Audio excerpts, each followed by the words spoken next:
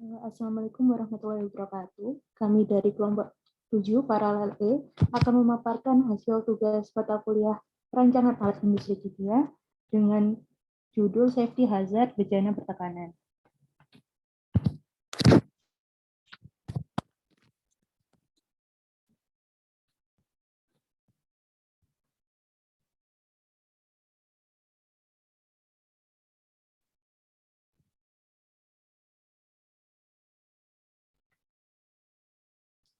Mungkin bisa di-next.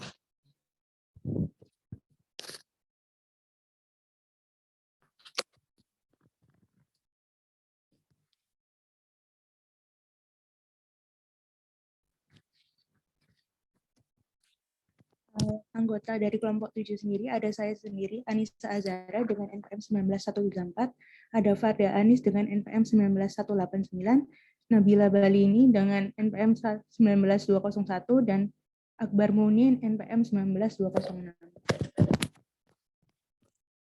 Yang pertama, ada pengertian hazard safety atau bahaya keselamatan kerja, di mana hazard safety ini adalah bahaya yang dapat mengakibatkan timbulnya kecelakaan yang dapat mengakibatkan luka hingga kematian serta kerusakan aset perusahaan.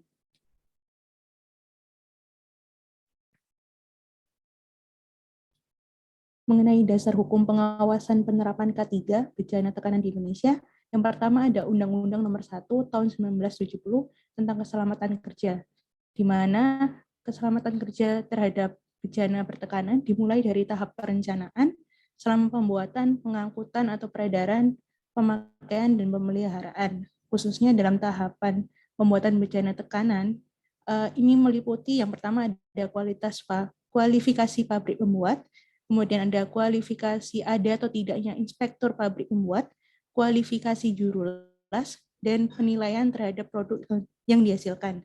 Kemudian peraturan yang mengatur K3 bejana tekanan itu ada Peraturan Menteri Tenaga Kerja Nomor 1 Tahun 1982 tentang bejana tekanan, kemudian Peraturan Menteri Tenaga Kerja Nomor 2 Tahun 1982 tentang kualifikasi juru las. Untuk pengertian dari bejana pertekanan sendiri, bejana pertekanan merupakan suatu bejana tertutup yang digunakan untuk menampung maupun sebagai bejana proses untuk gas atau liquid pada tekanan yang berbeda dari tekanan atmosfer. Di sektor industri, bejana pertekanan ini dirancang agar beroperasi dengan aman berdasarkan tekanan dan temperatur. Secara teknis disebut desain pressure atau desain temperatur. Sedangkan alat pengaman sendiri merupakan semua alat perlengkapan bejana tekanan yang ditunjukkan untuk melengkapi bejana agar pemakaiannya dapat digunakan dengan aman.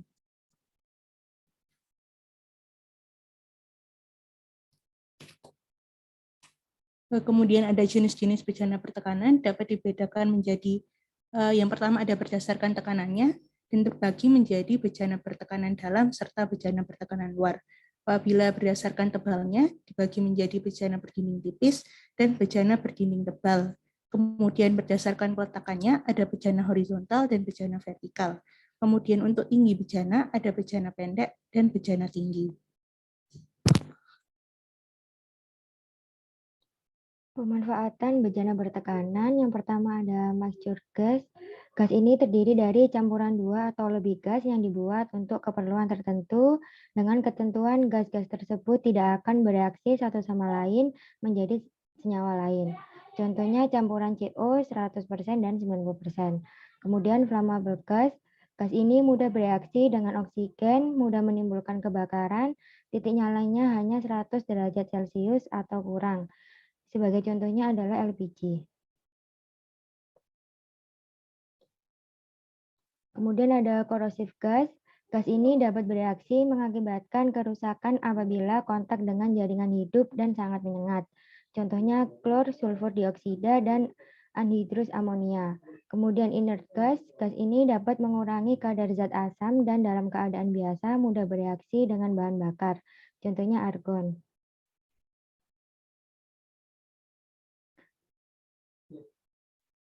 Kemudian ada oxidizing gas. Gas ini mungkin tidak mudah terbakar, tetapi dapat menghasilkan oksigen yang dapat mempermudah pembakaran serta sangat berbahaya apabila terserap lewat pernafasan.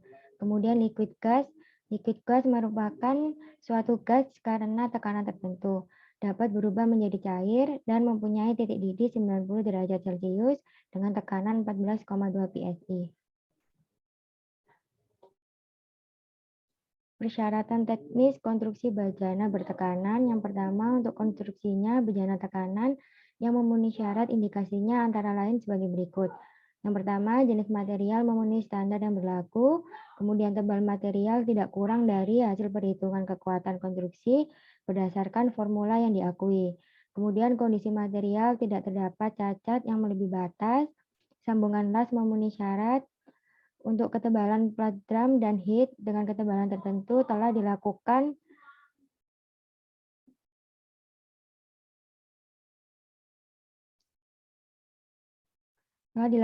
heat treatment setelah seluruh pengelasan selesai. Kemudian pada hydrostatic test tidak ditemui kebocoran, rembesan, keretakan, atau perubahan bentuk yang menetap.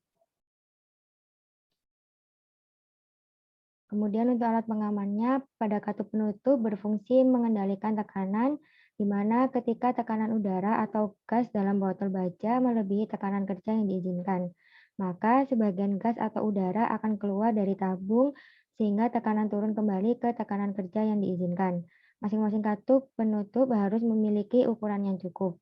Jika botol-botol baja yang sejenis dengan tekanan kerja yang sama dirangkaikan satu sama lainnya, diperbolehkan memakai satu katup penutup bersama jika dari sudut keselamatan dapat dipertanggungjawabkan. Katup penutup untuk botol baja asetilen atau amonia harus terbuat dari baja, sedangkan untuk katup penutup botol baja lainnya harus terbuat dari perunggu atau logam lainnya yang cukup baik.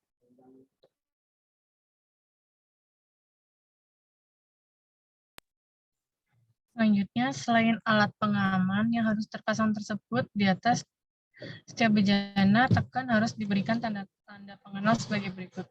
Yang pertama, nama pemilik, yang kedua nama dan nomor urut pabrik pembuat, yang ketiga nama gas yang diisikan, dan yang keempat berat dari botol baja dalam keadaan kosong, tanpa keran dan tutup. Yang kelima ada tekanan pengisian yang diizinkan.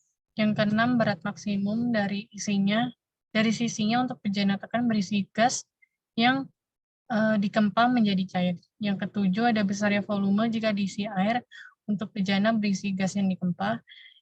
Yang ke-8 tanda dari bahan pengisi atau untuk botol baja yang berisi larutan asetilen, bulan dan tahun pemadatan pertama dan berikutnya.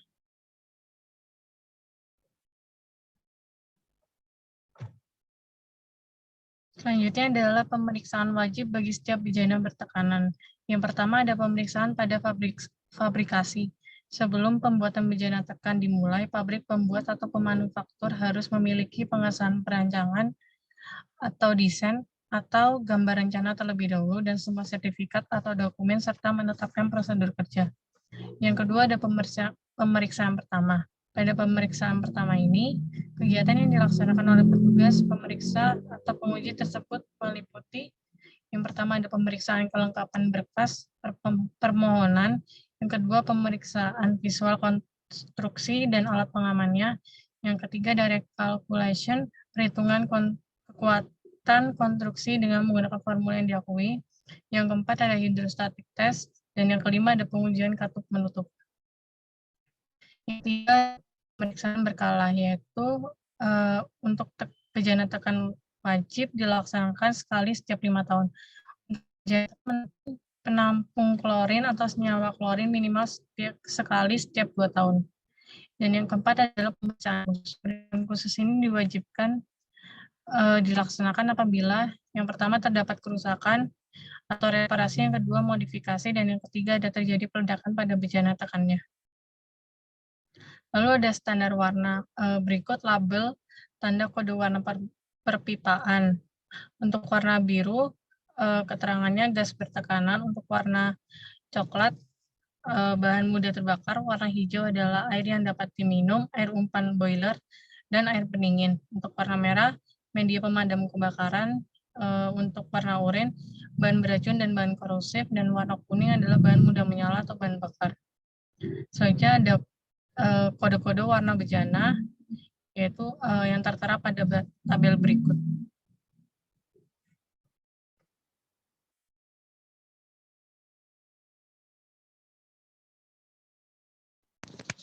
Selanjutnya ada persyaratan administrasi bejana bertekanan. Yang pertama yaitu prosedur pembuatan dari bejana tekan. Pembuatan bejana tekan di Indonesia harus didahului pengesahan dari gambar rencana oleh Dirjen Binwasnaker Depnakertans RI atau Republik Indonesia atas berkas permohonan yang disampaikan oleh pabrik calon pembuatannya. Pabrik pembuat bejana tekan di Indonesia harus memiliki SKP yang masih berlaku dari Dirjen selama pembuatan diawasi terus-menerus oleh pengawas atau AK3 yang berwenang. Dan setelah selesai, maka kemudian harus dilengkapi dengan berkas laporan pengawasan pembuatan yang dilampiri gambar konstruksi, gambar detail sambungan, material sertifikasi, perhitungan kekuatan konstruksi, hasil pemeriksaan visual sambungan las, dan lain-lain, serta hasil pemeriksaan dari hasil hidrotest dan NDT. Next.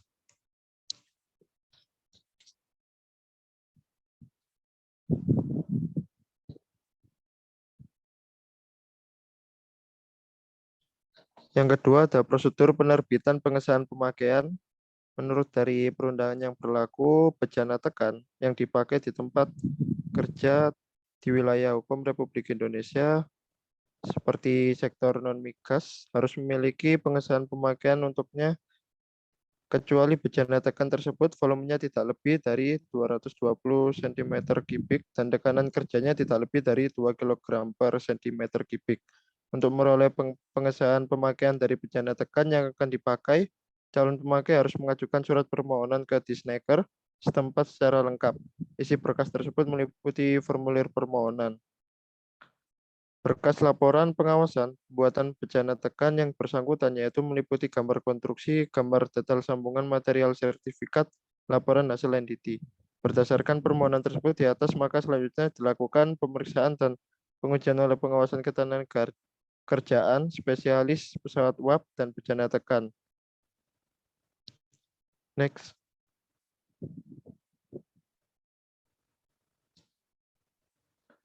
Selanjutnya ada penanganan botol baja di tempat kerja. Menempatkan botol baja yang masih berisi di lapangan yang langsung terkena sinar matahari atau terlalu dekat dengan sumber panas atau api, memindahkan dengan cara sembarangan, dan sebagainya. Next.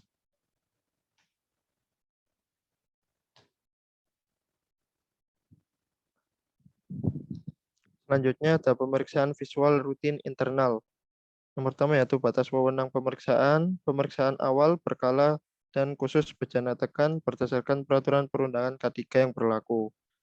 Dan ini sudah disesuaikan dari Depnaker atau Disnaker dan AK3 spesialis pesawat uap dan bejana tekan dari PJK 3 yang ber-SKP sah dari Menteri Tenaga Kerja. Dengan pemeriksaan visual rutin ini, maka terjadi kelainan pada konstruksi atau alat pengaman bejana tekan tersebut secara dini dapat diketahui yang selanjutnya melalui pimpinan perusahaan dilaporkan ke Disnaker atau PJK 3 untuk dilakukan pemeriksaan khusus. Selanjutnya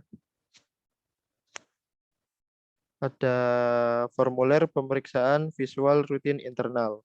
Untuk mempermudah AK3U dalam melaksanakan tugas pemeriksaan visual rutin internal, suatu bejana tekan di tempat tugasnya dapat menggunakan formulir pemeriksaan visual rutin internal. Apabila tidak ditemui adanya kelahiran, maka hasil pemeriksaan berupa perlu disampaikan pada rapat kerja berkala P2K3. Namun apabila ada temuan sebaliknya, secepat mungkin segera disampaikan pada Ketua P2K3 guna ditindaklanjuti. Selanjutnya.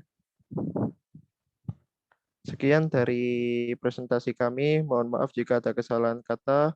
Kami tutup. Wassalamualaikum warahmatullahi wabarakatuh.